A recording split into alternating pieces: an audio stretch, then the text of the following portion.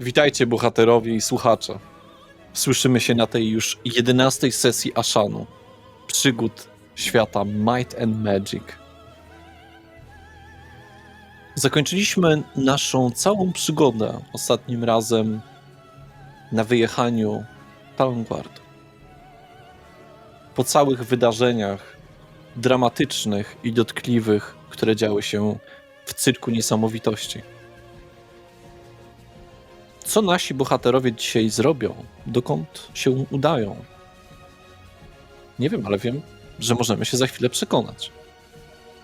Ukharu natomiast wyruszył w swoją stronę w międzyczasie, więc dzisiaj Radek do nas nie dołączy. I wróćmy sobie do tych wydarzeń.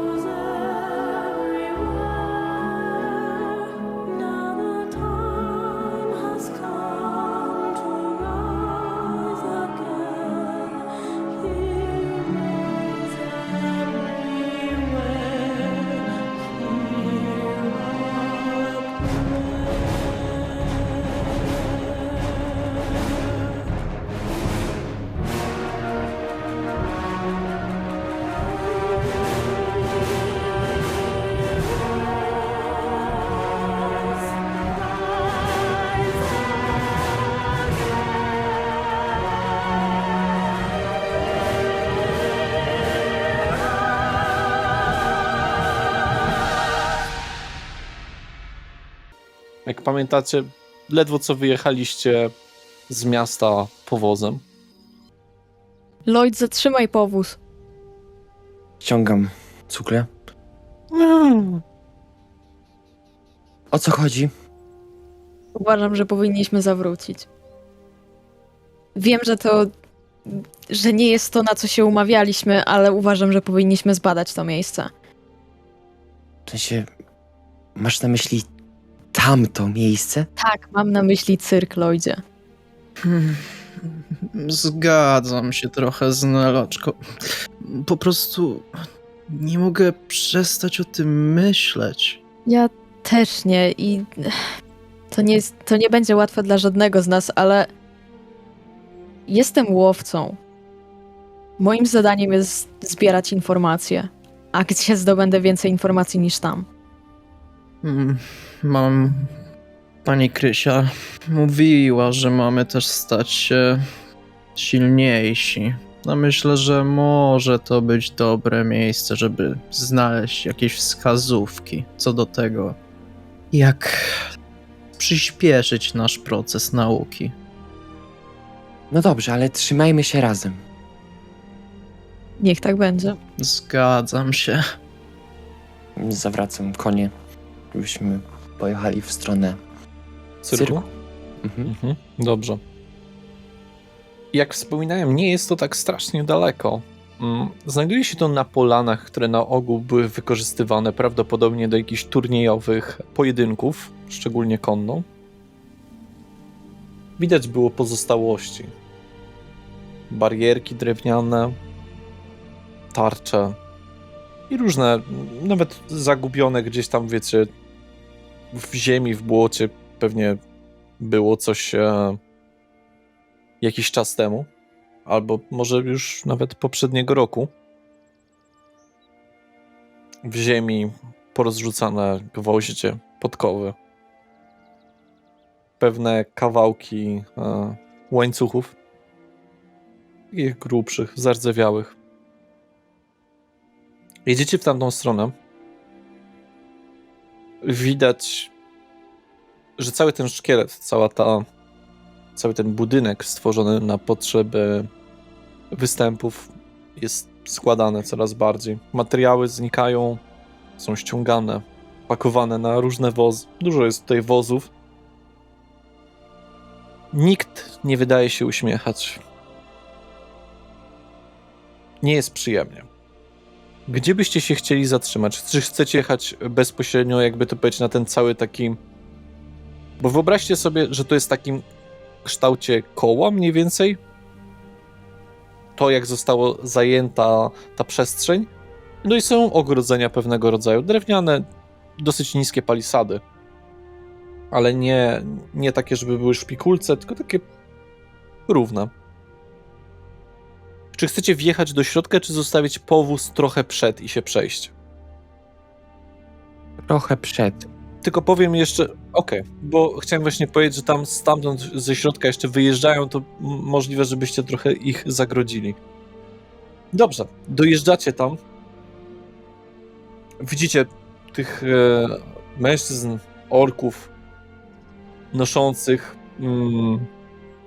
drewno, krzesła, różne elementy sceny, składające i pakujące to na duże wozy, które są ciągnięte przez bawoły, nie przez konie, przynajmniej w ich przypadku. Dobrze, tu się zatrzymajmy. Myślicie, że powinniśmy porozmawiać z tymi 2 orkami?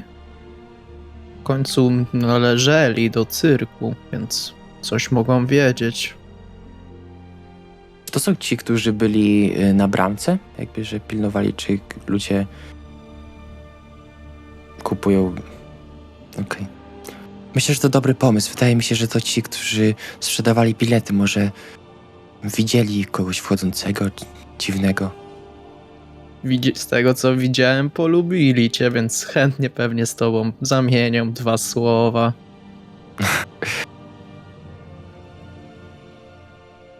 Powinno się udać. Język przełamuje bariery.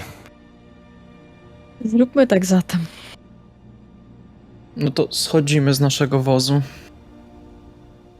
i kierujemy się w stronę tych orków. Chciałbym podejść do nich. Oni są cały czas w pracy i są zajęci. Aha. To nie, to może... A czy widzicie, że noszą po prostu te rzeczy? No,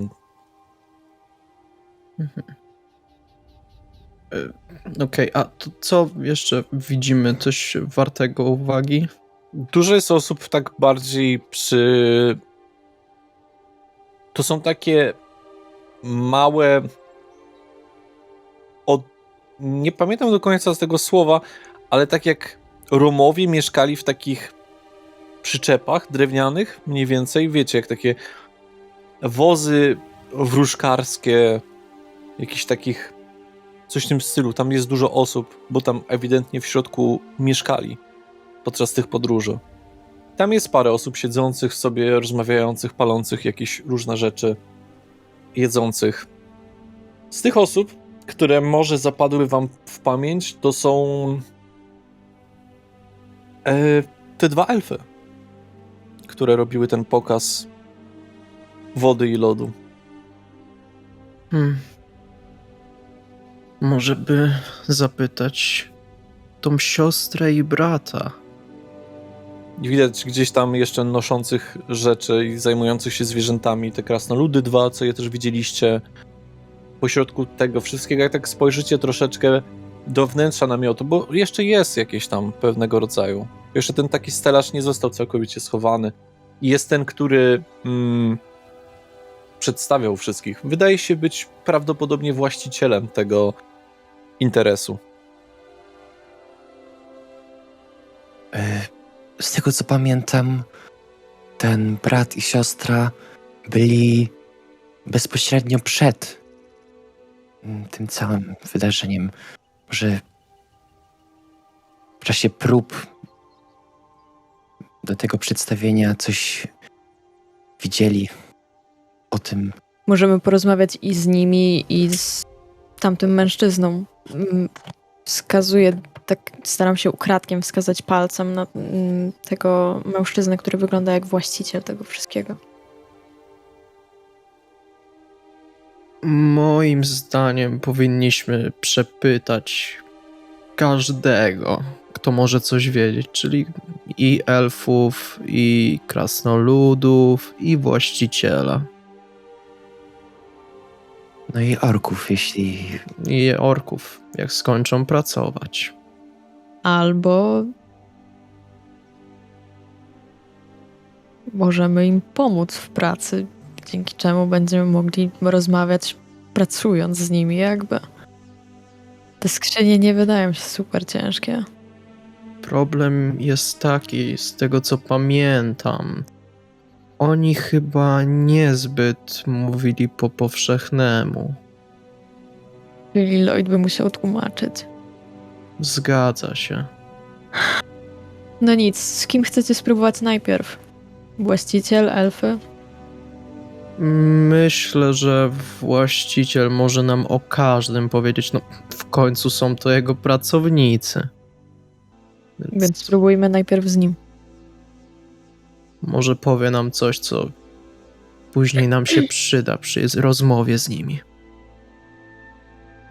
No i kierujemy się w takim razie do środka pozostałości namiotu.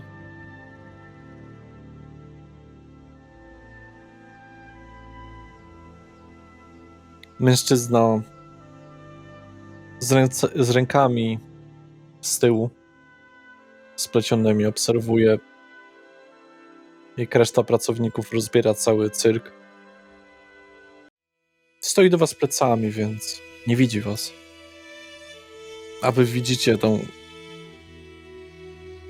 wypaloną ziemię, tą, na tej arenie, jak wiele rzeczy zajęło się ogniem. Pilary, które tam były, które wcześniej elfy na nich występowały, teraz są bardzo mocno uszkodzone. Większość części jest zwęglona.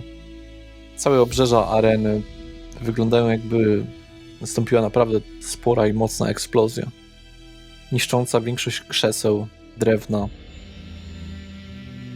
W powietrzu nadal czuć zapach niczym palonych włosów. Ciał już nie ma pozostawionych. A do tej wypalonej ziemi da się łatwo przejść? Czy jakby wszyscy zobaczą, że tam podchodzę? Raczej zobaczą, bo będziesz najbardziej wysunięta. To jest taki jakby punkt, którego wzrokiem zawsze ktoś zobaczy. No bo to jest jednak centrum tego, tak? No tak. Te wszystkie miejsca schodziły, jakby to powiedzieć, trochę niżej, a ten punkt był najniżej. To zawsze widać. To podchodzimy w takim razie do tego mężczyzny, który ma ręce splecione za plecami i staramy się tak podejść, żeby go nie wystraszyć. Trochę go okrążyć i podejść mu przed twarz. Ze strony jego twarzy, nie od tyłu. Mhm. O, przepraszam, ale już zamknięto. Nie. Przyszliśmy tylko porozmawiać. Widzicie, on ma takiego krzaczaste wąsy, lekko skręcone, pulchną twarz, wesołe, ale dzisiaj smutne oczy. Kępkę włosów, siwych, finezyjnie trochę zakręconych. Ubranie bardzo oficjalne, chociaż takie śmieszniejsze, bym powiedział. Czarno-białe. No to podchodzimy do niego. Dzień dobry. Jaki tam dobry. Co potrzeba? Zamknięte jest. Byliśmy wczoraj tutaj. Widzieliśmy sytuację. Ale cały czas pozostawia wiele niewiadomych. Wiem, że pewnie słyszy pan to już dosyć często, ale w ostatnich godzinach Wczorajsze zdarzenie musiało być dla pana niesamowicie trudne. To pewnie koniec. Długo współpracowaliście, pokazując swoje pokazy? Będzie z 20 lat. Taką renomę zrobiliśmy. Tyle przedstawień na różnych dworach. W księstwie Wilka i w imperialnej prowincji. Nawet w Kartalu byliśmy. Teraz to wszystko ciera swoją głowę. Ale gdzież moje maniery? Jestem Turujlo Kafka. Nazywam się Nel i wyciągam do niego rękę. On tak lekko teatralnie ujmuje twoją dłoń od dołu i tak trochę się skłania, uginając jedno kolano. Miło mi poznać. W tych niecodziennych okolicznościach. Mnie zwą Ruwen. Ja nazywam się Aleksiej. To wygląda na to, że zwiedził pan cały świat. To niesamowite. O, może nie cały, ale trochę. Byłem tu i ówdzie. Z moimi... To całe te 20 lat byliście cały czas jedną grupą? No prawie. Niektórzy dołączyli wcześniej, niektórzy później. Naprawdę aż serce się łamie na to wszystko, ponieważ zanim to wszystko się stało, cyrk był niesamowity.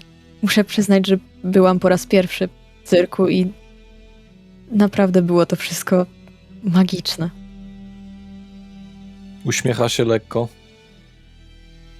Zgadzam się. Myślę, że chyba wszyscy byliśmy pierwszy raz w cyrku tutaj z nas obecnych. I aż smutno patrzeć na to, że te wszystkie niesamowite talenty się zmarnują teraz.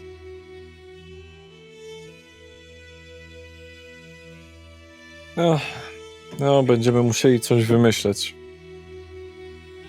Teraz nikt nas dobrze nie będzie pamiętać przez to. Jak to się w ogóle stało, że to się skończyło tak jakby... Wyglądało to bardzo niezaplanowanie, bym powiedział. Nie no, nie sugeruję. Nie sugerujemy, że to było przeprowadzone przez państwa specjalnie, tylko właśnie sugerujemy, że nawet pan o tym nie wiedział. Nie, nikt z nas nie wiedział. Kim była ta osoba, która przedstawiała na końcu? Nie wiemy. To miał być Misterio. Nasz iluzjonista. Ale on potrafił robić tylko iluzje.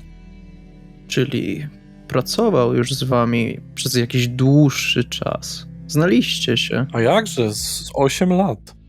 Ale znaleźliśmy go w jego przyczepie. Czyli ktoś się pod niego podszył. Aj. Miał jego strój. Tylko zawsze był biały ten strój. Moglibyśmy zobaczyć tą przyczepę, w której znaleziono... Patrzy tak w ziemię. A ty spójrz na to, czy ci wynik na perswazję wyjdzie. Okej.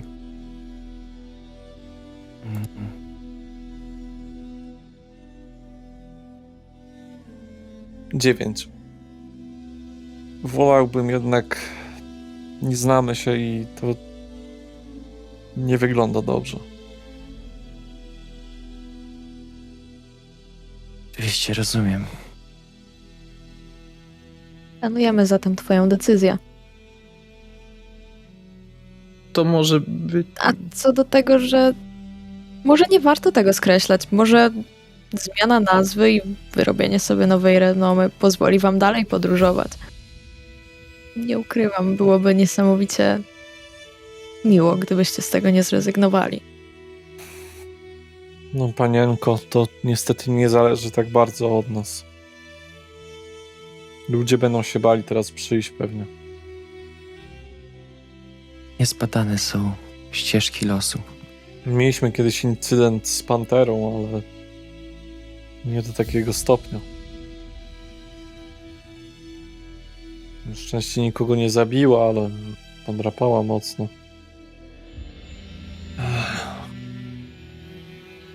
A co was tu sprowadza? ciekawość w sumie.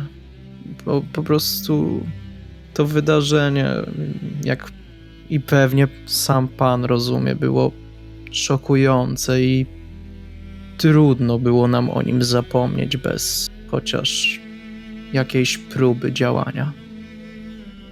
No, nasza grupa nazywa się Światowi i może cyrkowcami nie jesteśmy, ale Poszukiwacze przygód nie są z nas najgorsi. Gdzie tu przygoda, to tylko dramat. Ciężko po prostu przejść koło takiej tragedii obojętnie. chcieliśmy spróbować coś zrobić, jakoś pomóc. Naprawdę nie wiem, co możecie tutaj zrobić. Możecie się rozejrzeć w miarę możliwości, no ale już było trochę kapłanów i paru osób wysoko postawionych. Mam nadzieję, że nikt z pana przyjaciół nie został ranny. Na szczęście wszyscy, którzy występowali, byli już z powrotem na tyłach. A mówił pan, że najprawdopodobniej pod pana Misterio podszył się ktoś inny, ale to co się stało z iluzjonistą? Wyparował? Jakby z tym prawdziwym Misterio, co się stało? Zaciska wargi trochę. Nie żyje. Znaleźliście jego ciało, rozumiem. Przyczepiej, jeżeli dobrze zrozumiałam. Mhm. Nie wiemy, kto to był, ani co to była za motywacja. Więcej szaleńców na świecie musi być. Oczywiście. No nic, ja muszę wracać. Będziemy wyjeżdżać, więc... Oczywiście nie będziemy zajmować więcej czasu. Nie będziemy panu już przeszkadzać. Porozglądamy się na własną rękę. Tylko proszę, jeżeli coś odkryjecie, to nie wynoście niczego. Nie W zamierzamy. żadnym wypadku. Tu pracują osoby, którym mogę ufać. I znamy się od lat. Jesteśmy pewnego rodzaju rodziną. Nie zamierzamy brać czegoś, co do nas nie należy.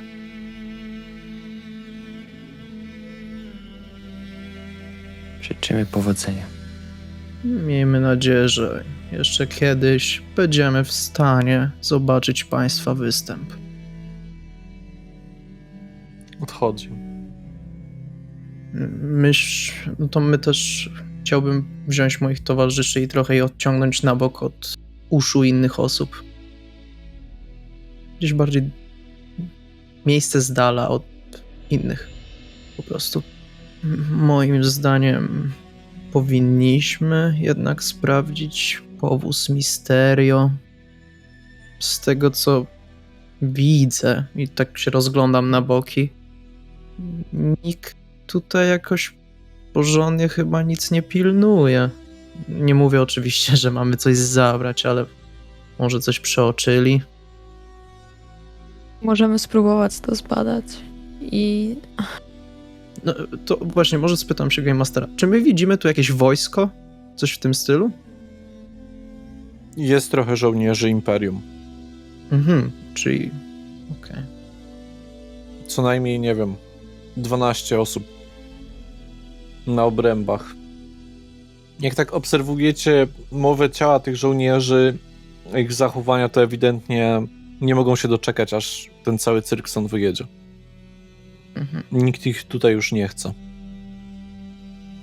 To co? Idziemy spróbować, przeszukać? Może... możemy spróbować sprawdzić, choć nie ukrywam, chciałabym też sprawdzić samo miejsce zdarzenia. Myślę, że najpierw musimy się dowiedzieć, który to jest ten powóz Misterio. Myślę, że powóz, w którym znaleźli martwe ciało i będzie raczej łatwy do znalezienia, będzie się wyróżniał w każdym bądź razie. I tak też właśnie chciałabym się rozejrzeć. za takim powozem. A ja pomóc Nel, też rozejrzeć się. Za powozem. Za powozem, który wyglądałby na powóz Misterio po prostu. Ale jak to wiecie, powozów jest tak co najmniej 20. To wam tak powiem. I podczas waszej rozmowy i tego wszystkiego jest mężczyzna z raczej krótkimi włosami, średnim zarostem, ubrany w długi, skórzany płaszcz do kostek z paroma ostrzami na plecach. Zbiera w jakieś szklane małe próbówki ziemię znajdującą się pośrodku tego cyrku. W sensie sceny, nie cyrku. No, widzę, że ktoś wpadł na ten sam pomysł co ja. Nie wiem, co on robi. Powiedziałbym, że nawet wygląda jakbyście mieli podobną profesję. Trafisz to ocenić po wyglądzie? Nel zawsze mówiła o zbieraniu informacji. Zabierała krew z potworów, zęby. Mówiła o badaniu miejsca sprawy, gdzie się to wydarzyło. Więc myślę, że Dodatkowo ma wygodne ubranie i całkiem niezły rynsztunek. wyglądają podobnie. No i dalej chcemy się rozejrzeć chyba. Nel może chciałaby z nim coś go zapytać. Myślę, że mogę iść. Wy w tym czasie porozglądajcie się za tym powozem. Nie wiem, zajrzyjcie do środka różnych powozów. Jak znajdziemy, zawołamy. Poszukamy takiego, który nie będzie miał nikogo w pobliżu. Myślę, że takiego, który miałby najwięcej osób w pobliżu. Też tak myślę, Lloydzie. Poszukamy więc obu wersji. Czyli jaka jest finalna decyzja? Ruven i Alex idą poszukać jakiegoś karawanu, wozu, przy którym jest dużo osób albo mało. W każdym bądź razie wyróżniającego się z tłumu. A Nel chce porozmawiać chyba z tym gościem, który zbierał trawę wypaloną. Okej, Ruben rzuć na śledztwo. A ty? Bo ja bym chciał poszukać takiego powozu, którego po prostu jakby ludzie unikają, coś w tym stylu. Jakby, że Dobrze. nie ma przy nich ludzi i tak dalej. 21. 21. Nie masz pojęcia, który to jest wóz. Większość wozów jest pstrokata. Ma dużo dekoracji. 15. Nic nie wskazuje na to, czyj wóz jest kogo. Może jedynie wóz tych elfów zajmujących się magią jest błękitny, z namalowanymi jakby szczytami gór na sobie. Reszta jest po prostu bardzo kolorowa. Nawet jeżeli byś trafił i masz jakiś wóz, który ci przychodzi do głowy, że to jest ten, to nie ma tam żadnej jakiejś plakietki i nie wiesz, co jest w środku, bo one nie posiadają okien. Posiadają takie bardzo małe okiennice, ale one są u góry. Tak bliżej dachu tych wozów niż środka. Moje poszukiwania wozu, którego ludzie unikają. Też nic. Jakby, no, mogę ci powiedzieć, że jeden jest całkowicie wysunięty do przodu. Tak, zwyczajny drewniany powóz. Z rozstawioną, wiesz, takimi schodkami drewnianymi. Wskazuję tak Ruvenowi. Wygląda, jakby ktoś do niego wchodził niedawno. Może w czasie śledztwa. Nie wiem. możemy czysto teoretycznie po prostu podejść do każdego wozu, zapukać, zobaczyć, kto jest w środku. I grać głupa oczywiście, że przepraszam, szukaliśmy kogoś innego. Czy może pani wskazać drogę? Hmm. Wozy się nie wyróżniają, więc jak nie sprawdzimy, co jest w środku, to się nie dowiemy. Szkoda, że nie udało mi się przekonać tego zarządcy cyrku, żeby nam pokazał, który to. Ale może uda się porozmawiać z kimś innym, który by nam powiedział. Też dobra sugestia. To może porozmawiajmy z tymi elfami. Myślałem, żeby z elfami porozmawiała Nel akurat, bo Zna elficki najlepiej. nie wiem, nigdy nie spotkałem elfa. Co jak pomyśli o mnie jakoś dziwnie? Czy naprawdę to cię martwi, Lloydzie, teraz? Chodźmy po prostu z nimi porozmawiać. Może mówią po powszechnemu. Jednak elfy są zazwyczaj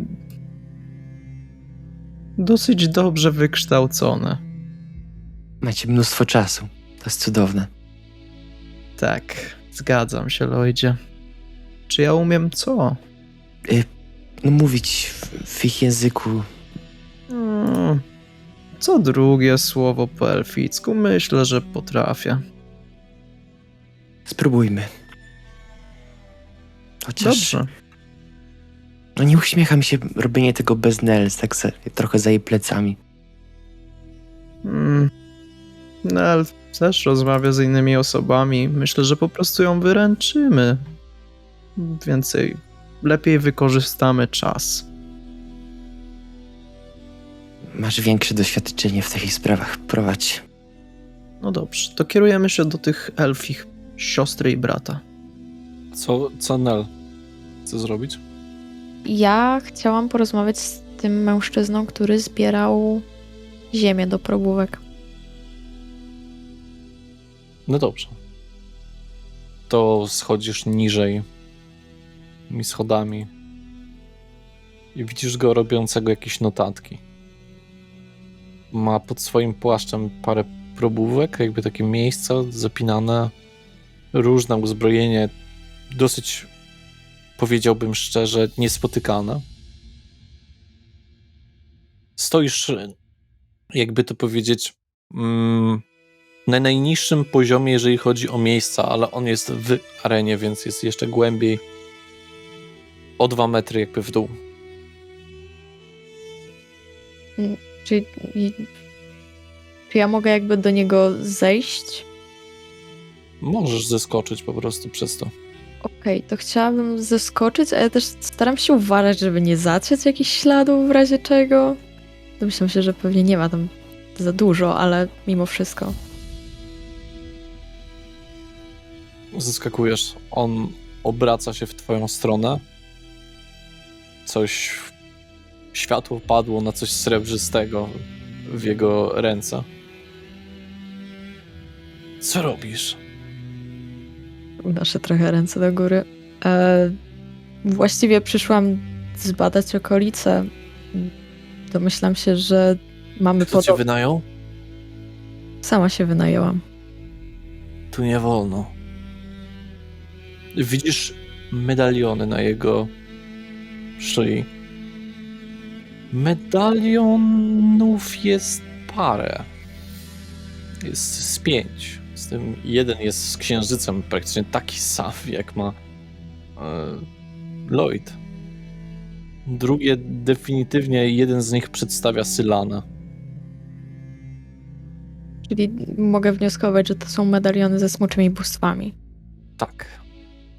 Raczej tak.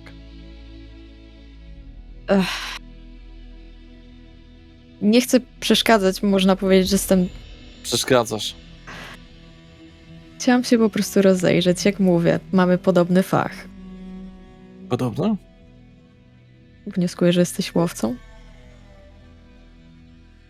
Możliwe. Tak się składa, że ja też jestem. Okej, ale ja nie poluję na zwierzynę. Ja też nie. A na co polujesz? W ostatnim czasie na potwory. Choć ta sprawa jest dla mnie istotna, ponieważ może być personalna. Personalna. To odpowiedz mi na parę pytań. Dlaczego personalna? Ponieważ ktoś, kogo znałam w tym namiocie, zginął? Kto? Mój wujek. Nie było to zbyt wielu elfów. Ale parę było. Może. Nie jestem łowcą potworów. A co łowisz? Kultystów.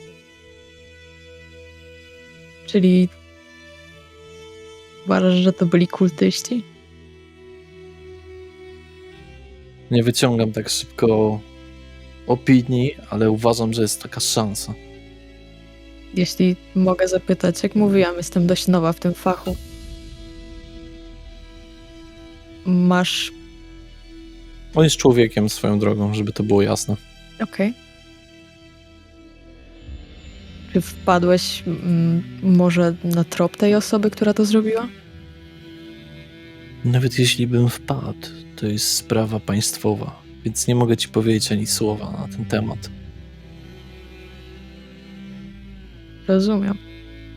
To może... Czy miałeś już kiedyś styczność z podobną magią? Obserwuje ziemię, rozgląda się koło ciebie, mierzy cię wzrokiem. Możliwe. Zbyt często to ona nie jest, to na pewno. To i lepiej. To i lepiej. Ale i tak mi się coś tu nie zgadza. To znaczy? Świadkowie mówili, że użył większości magii. Nikt nie ma takich zdolności. Obserwowałem ten teren i tu jest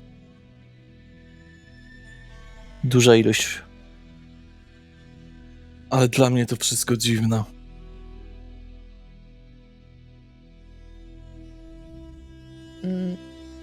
Dlaczego, jeżeli mogę zapytać? Miejscowi mówią, że używał wielu magii jednocześnie.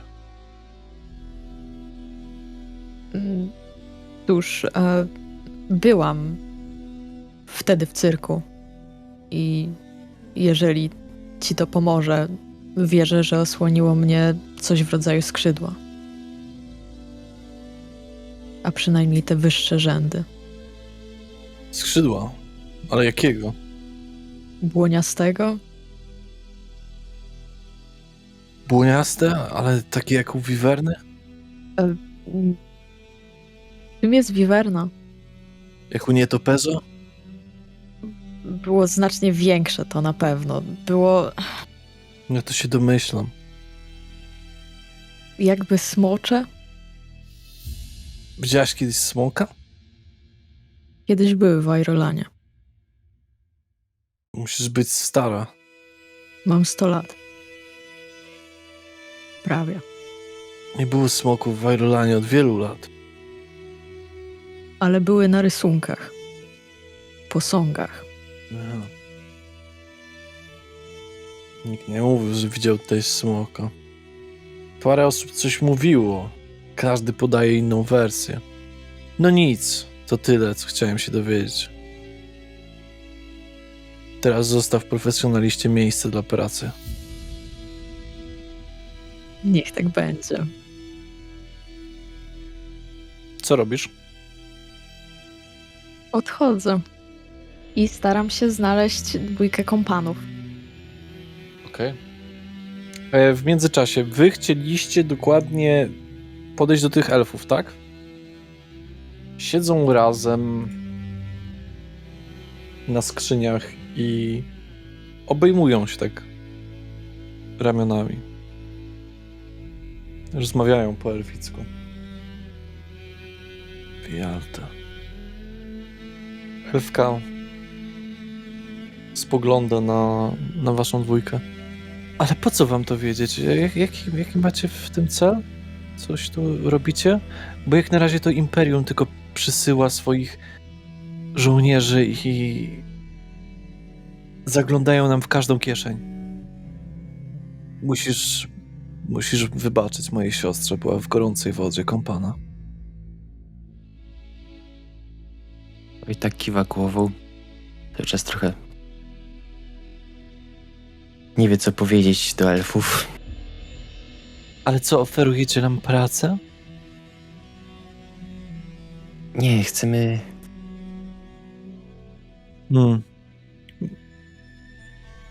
Jeżeli macie jakiś pomysł na to, możecie spróbować.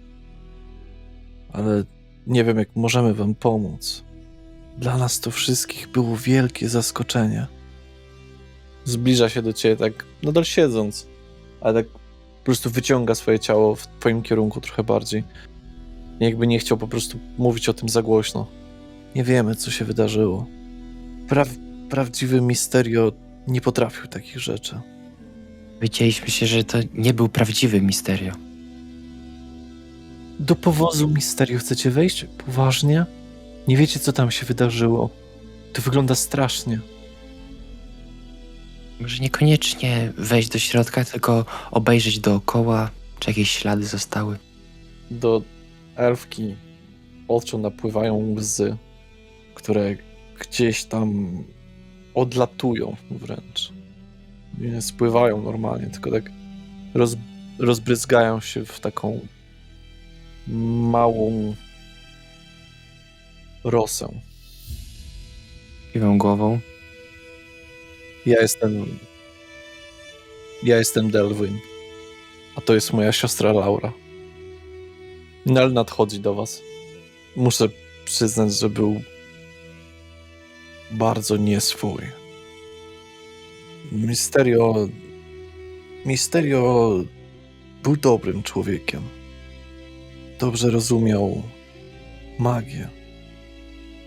Zabawiał ludzi swoimi iluzjami, ale nigdy nie w celach oszukiwania ich.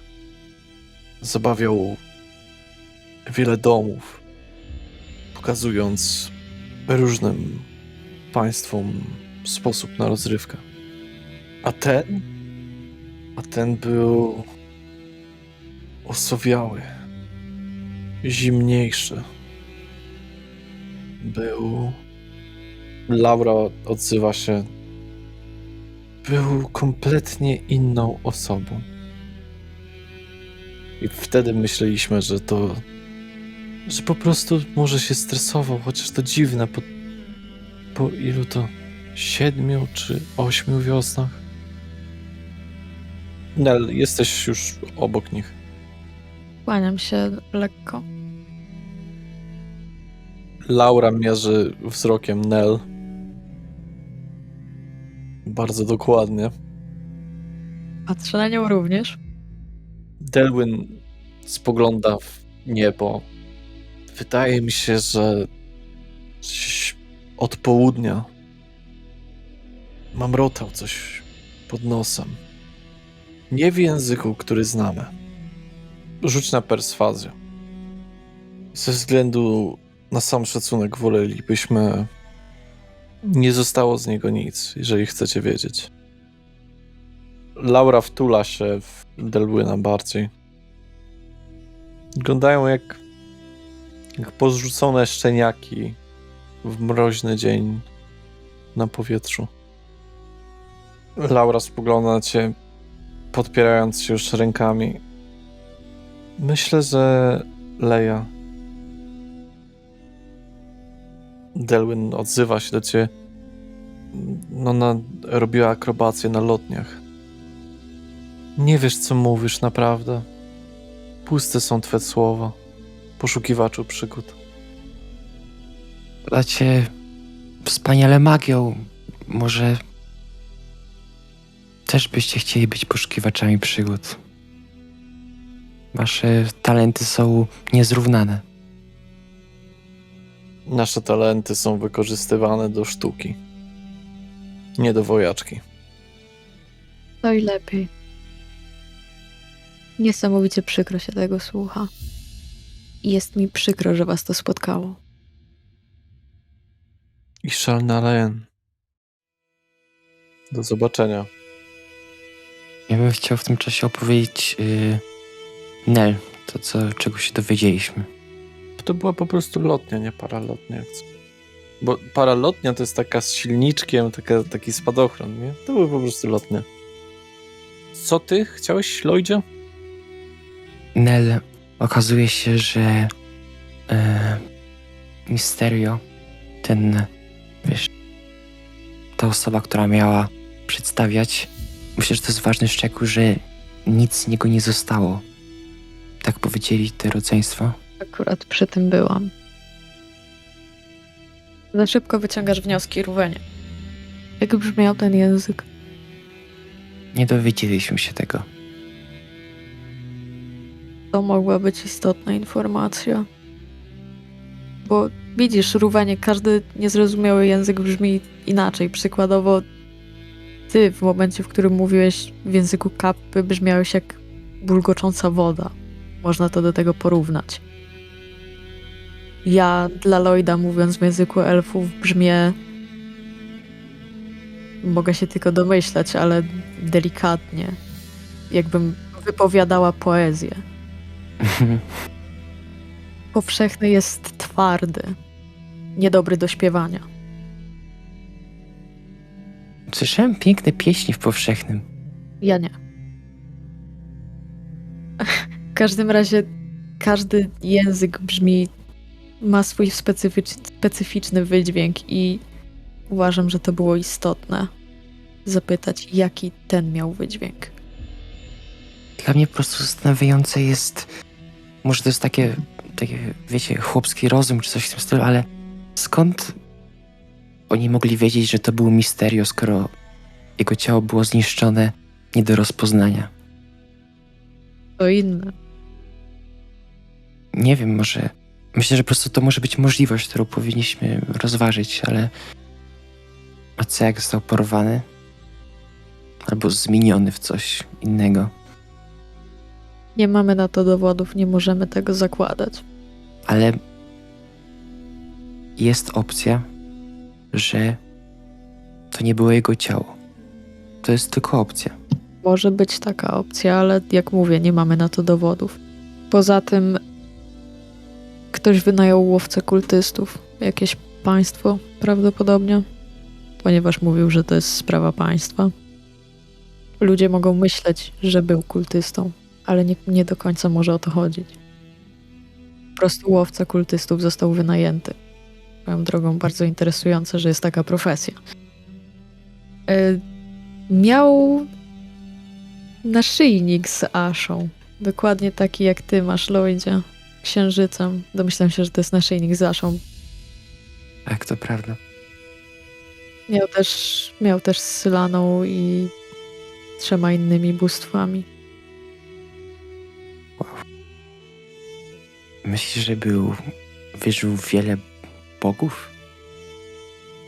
Takiego w ogóle jest możliwe? Myślę, że to mu pomagało polować. Możliwe. Nie Równenie, nie otrzymuje z niego tylko od Aszy. To jest tylko mały symbol jej potęgi, jej wiary w nią. Wierzę, że tamtego dnia, wczorajszego wieczoru, tego feralnego momentu, ochroniło nas skrzydło.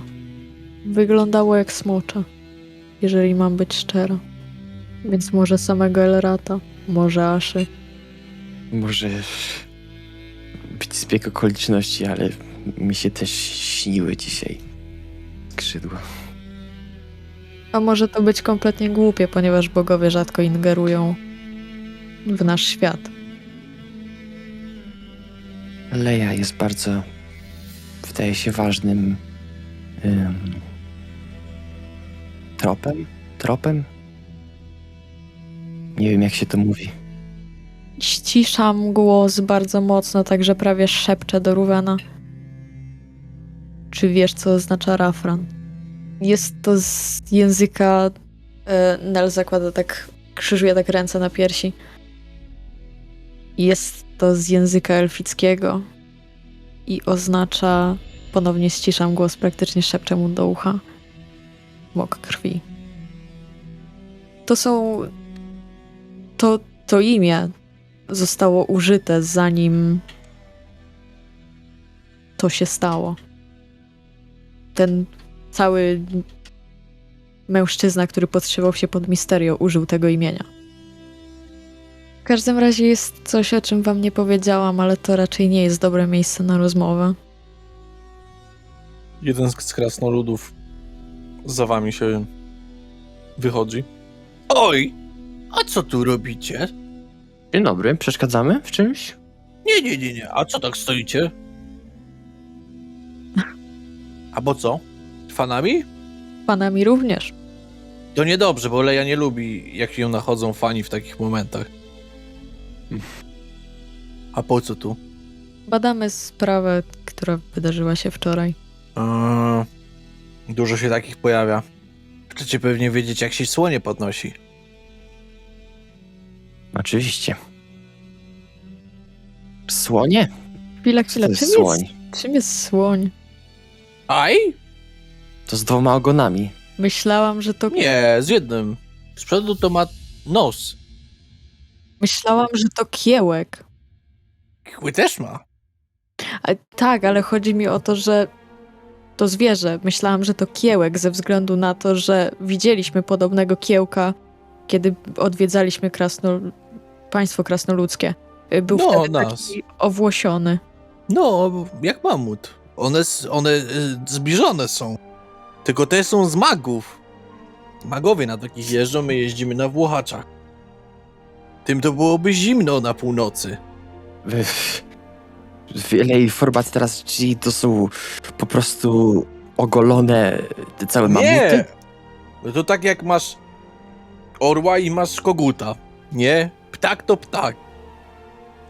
To są różne, tak? Jak masz szczura i masz mysz. Czyli to się nie nazywa kiełek. Nie. Słoń. Słoń. No wolę kieł. Jak to po co?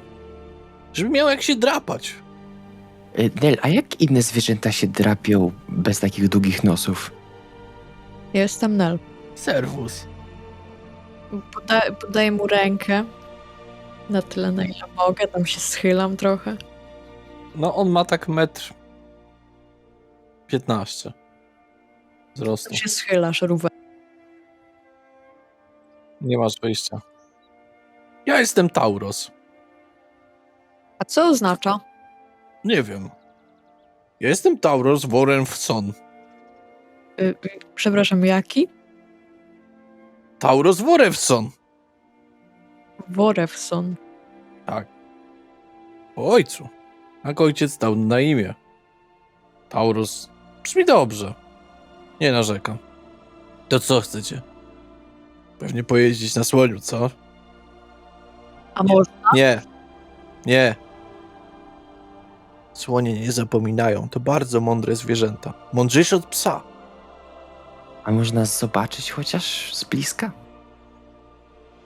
A wiesz, jakby cię taki kujną, A co one jedzą? a to akurat nasz maluszek to je wszystko. Musi dużo słyszeć, jak ma takie uszy. Niesamowite, pierwszy raz słyszę o tych zwierzętach. Prawie jak elfy. Ktoś tam krzyczy: Tauros, chodź tutaj! Ja muszę iść, Oczywiście, nie przeszkadzamy. bo brat woła. Przychodzi jego brat Są identyczni. E, Splatają ręce, w sensie na piersi. robię to samo. A. Jesteś mroczna dziewką? Nie, jestem leśnym elfem. Okej. Z Airolanu. Ten drugi się odzywa. To chyba jakieś z ciemnego drzewa spadłaś, co? Daj jej spokój. Ale co, dobrze powiedziałem. No, daj spokój, byliśmy w tylu miejscach. Rzadko na słońce wychodziłam. Podobno. No jak tam drzewa same, nie widać. Ale w sumie to... My też... No, w sumie to tak. No. Eżo, po co ku? Imme kara, co to? Hemme kara, po co kura kytygna? Ombeko. Możliwe. A pan to? Patrzę. Próbuję spojrzeć na tego drugiego. Ja jestem Ugubuk. Worewson. A co znaczy to imię? Skąd mam wiedzieć? Tak tatko dał. Dobrze ci dał tatko. Tobie też dał dobrze tatko. Bardzo ładne. I co, pewnie byście chcieli się przejechać na słoniu? Nie, to już im mówiłem. O, to dobrze. Zobaczyć słonia. Z bliska. Nie, A można pogłaskać. tak, nie, tak. A jak ma na imię? Zachowuj się, bracie, jesteśmy przy ludziach. No jesteśmy, faktycznie. No to się zachowuj. To jak tworzyli powszechny, to wymyślili sobie, że na każdego będą mówić, o, patrz, tam idą ludzie. I tak zostało. Nie uwzględnili reszty. Ale jak tu na nas mówić? Żywe istoty. O, no poza naszym kolegą. No to nie wiem, jak go uwzględnić. Chodzące istoty? Ale nagi to pełzają. To też prawda. No mamy takiego Nagi? mało mięsistego kolegę. Nagi, że w sensie goły? Nie, w sensie to takie długie jaszczury. Nie, to dzieci trzy rasy. Wydaje mi się, że w Hammerfall czasem były, ale nie widziałem chyba. Ano były. O, Byliśmy kiedyś. O. o, Ale tam kuźnia jest.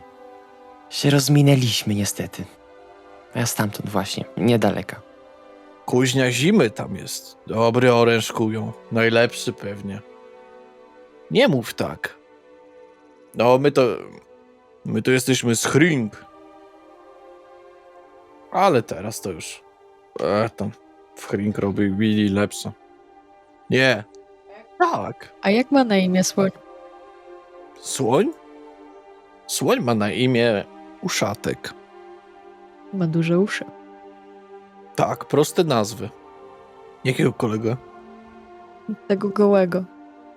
Nie, bo w wodzie żyją. Na morza dnie. Muszę być bardzo szczęśliwy. Chuj ich tam wie. Ale my nie o nagach, o słoniach. Chcę zobaczyć z bliska słonia. Poproszę bardzo. Nie, tak. Daj spokój, daj mu. Zwracam się do tego, który mówi tak. Proszę. Będziemy grzeczni. Do tego po lewej, czy po tego do prawej? Do tego, który mówi tak. No to jak pytam się o słonia, to odpowiada mi tak.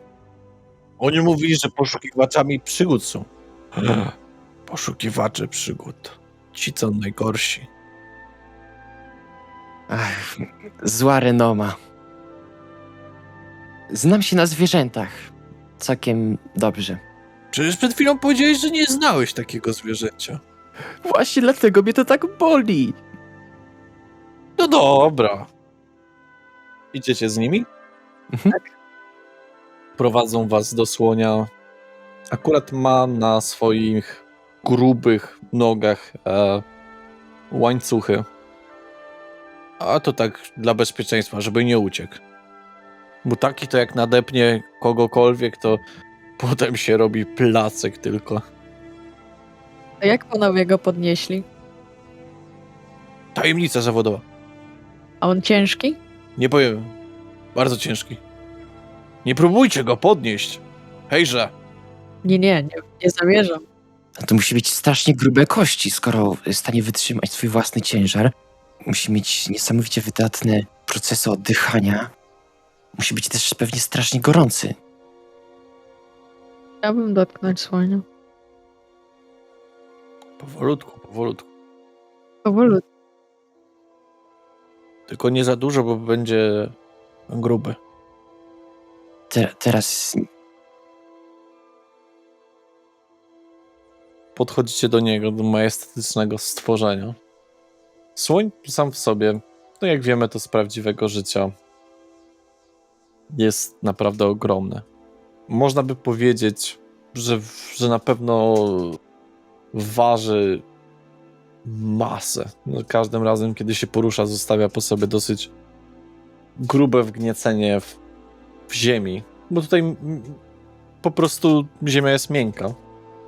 Ale spokojnie ma coś koło 2 metrów, 280 centymetrów wzrostu. Przy tych ogromnych uszach, łach, trąbie, krótkim ogonku, przynajmniej względem reszty ciała. Obserwuje was tymi swoimi dosyć dużymi oczami, tymi długimi, czarnymi rzęsami, jak to słonie mają w zwyczaju. Są naprawdę ogromne. Trąbą swoją kręci na boki. to widzę. To jest wielkie zwierzę. Przepraszam, jeśli to jest złe pytanie, ale czy były z nim jakieś problemy kiedyś? Nie. Uszatek jest bardzo grzeczny. Miałem na myśli bardziej takie... że czy coś mu się stało kiedyś. A co miało mu się stać? Nie wiem, nie mam pojęcia, co może się stać tak wielkiemu zwierzęciu. Tego się pytam. Nie. Toż drzazgi sobie nie wbije. Pewnie ma grubą skórę bardzo. Bardzo grubą. Nigdy nie zapomina. Bardzo mądre stworzenie. Jak krasnolud. Czy to dlatego jeździcie na ich owłosionych braciach? Bo one jak brody mają. Nie lubi się raczej słoni tak bardzo jak mamuty. A mamuty też większe. No trochę większe. No i mamuty mają taką ładną sieś, jak brodę. Naprawdę fascynujące. Słoń zbliża się troszeczkę do was. To je. Lloyd trochę tak cofa się, przestraszony, nieśmielony tym wielkim zwierzęciem. Bierze tą trąbą, paca cię pod ręce, zabiera ci te orzechy i zjada. Jakby wsadzając tą trąbę oczywiście do swojej buzi. Niesamowite. Nie ma tu trawy. Jaki niesamowicie giętki narząd ten z przodu. Jak to się nazywało? Trąba. Trąba.